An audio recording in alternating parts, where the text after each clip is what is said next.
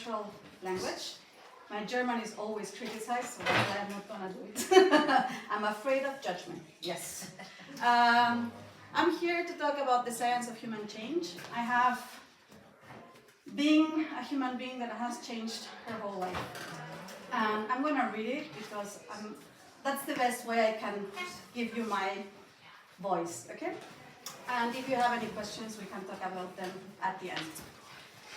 So, hi, my name is Sarah Maria, right? And I am, well, who am I? This has always been a very hard question for me. So if you have 10 minutes of your time, maybe you can help me define.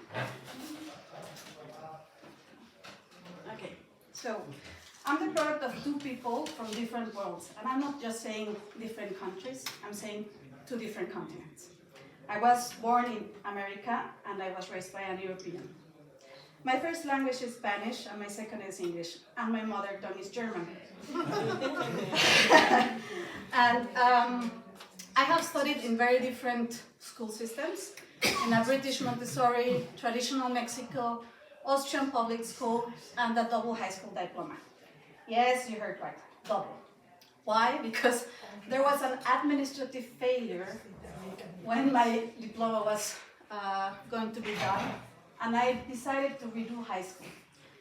This decision wasn't even mine, and still it changed the course of my life. All of these experiences have shaped me, and the hardest thing was to be treated with very different expectations. Every time I inhabited another system, I'm shaking, you notice, right? This is normal. It took so much time because I didn't understand it right away. Everybody knew what was expected of them, what the teachers wanted, and I just didn't get it. So adapting became kind of my survival skill. And to be honest, well, it wasn't always fun. A lot of the times it hurt very much. So who am I?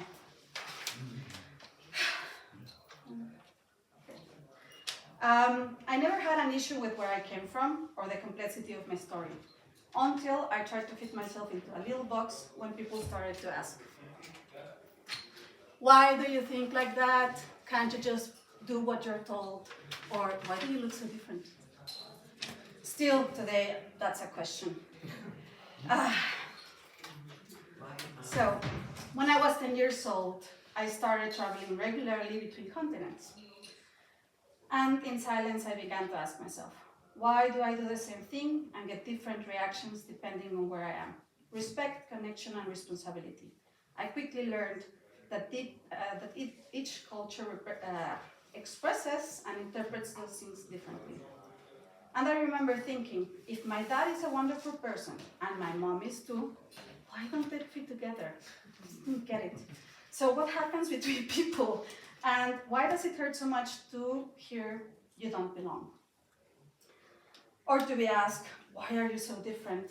And not even be heard, just to be told it's wrong, you shouldn't be like that, you missed something, you're lazy, you're not good enough. So again, I ask, who am I? Half Austrian, half Mexican, dual nationality. Smart, dumb, lazy or hyperactive.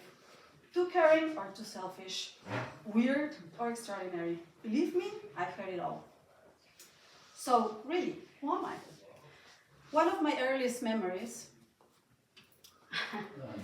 is being between 5 years and 6 years old, kneeling in front of my birthday cake, and the grown-ups were telling me, make a wish. I took a deep breath and silently asked, please may no one have to suffer in this world.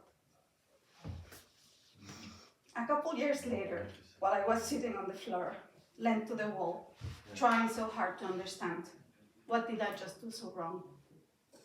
I made myself a quiet promise to never forget what it feels like to be a child in an adult's world. So when the big question came, who do you want to be as a grown-up? I was torn again. Should I study engineering? I mean, everybody said I should put my intelligence there. I was really good at math and physics. I loved systems, mechanics, and logic. So it seemed logical from the outside. Still inside, I was full of questions. Why do people do what they do? And what happens between people? which field studies this? The answer was psychology. But still, something didn't sit right. Labeling someone with, you suffer from this or that, didn't feel meaningful enough. I didn't want to give people diagnoses. I wanted to understand the systems that make people feel broken. So when the time came to choose my master's degree, I chose something complex and critical, social psychology. Oh, yeah, that's the one before. Social psychology, yes. This field doesn't look at individuals. It explores history, culture, and social groups that shape our decisions. I learned that institutions are alive. Just like the organs in a human body, each person within them has a function. And only when all work together, the system can truly stay alive and thrive. Throughout the research process, people kept asking, when will we finish? Why is it taking so long? They just couldn't fully understand why it took so much time or what we were trying to do. When I finally presented the results of my collective thesis, which addressed a 15-year-old conflict between 3 parties, the chair of the committee opened the session by saying, I want to emphasize something. These 2 women didn't need to conduct this research and intervention to earn their degrees. Their academic records already extended their requirements, and they still decided to go through it all. I personally wish the world had more people like them. So yes, I became a professional in questioning the systems that claim to offer support, but often cause harm when people in them apply rigid rules without awareness. And let me be clear, this isn't about blaming or judging, it's about understanding. As the saying goes, the last one to notice the water is the fish. Yes, we need systems. They give us structure, safety, and direction. But history has shown us when systems are applied without ethical reflection or clear purpose, they can do real harm. Right? That's why I question these things like, we've always done it this way, that's the rule, or you have to. I'm allergic to that one. Because I know how dangerous it is to stop asking why and for what. As Marshall Rosenberg said, even in the hardest conditions, we always have a choice.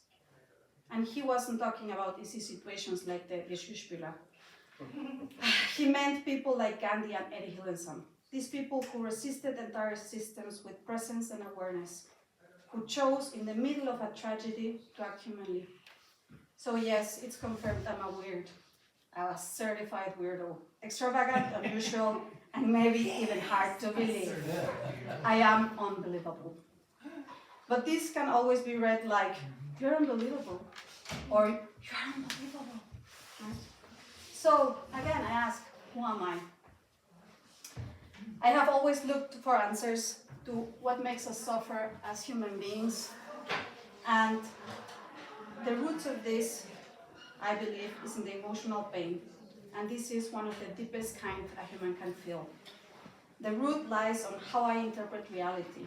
So, how do I get out of an emotional storm and change my perspective? Well, I personally focus on human needs, my own and from the others, not from codependence, but from relationship. And once I have understood each one, yours and mine, only then I move towards the shared understanding. I don't question the person in front of me, I question the context. I observe the emotional, the mental, social, and historical layers that shape what's happening. I don't look for flaws, I focus on learning processes.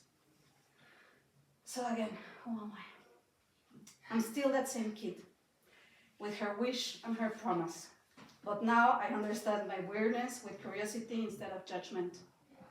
I have found courage to ask questions out loud, sometimes gently and sometimes not. Attuned to the moment and to the human needs. I ask from where I have lived and how I've learned, and I know that the science of human change lies in the choice to live from the perspective of being victim of the pain, or to cultivate awareness of pain as lever to change direction.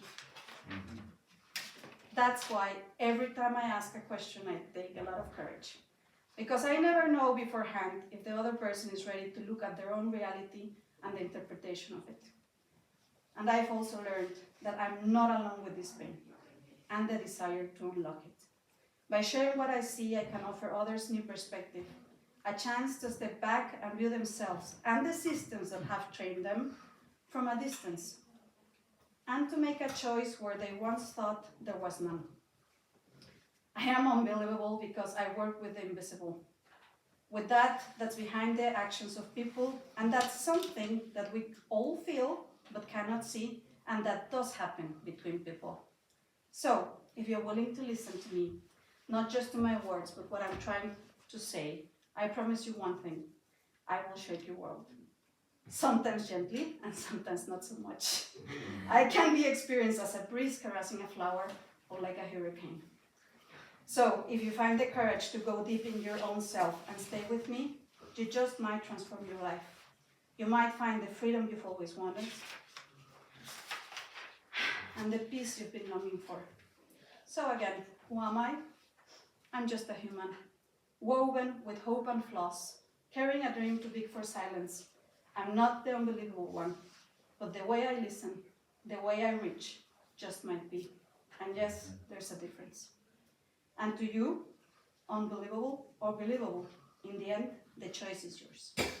Thank you.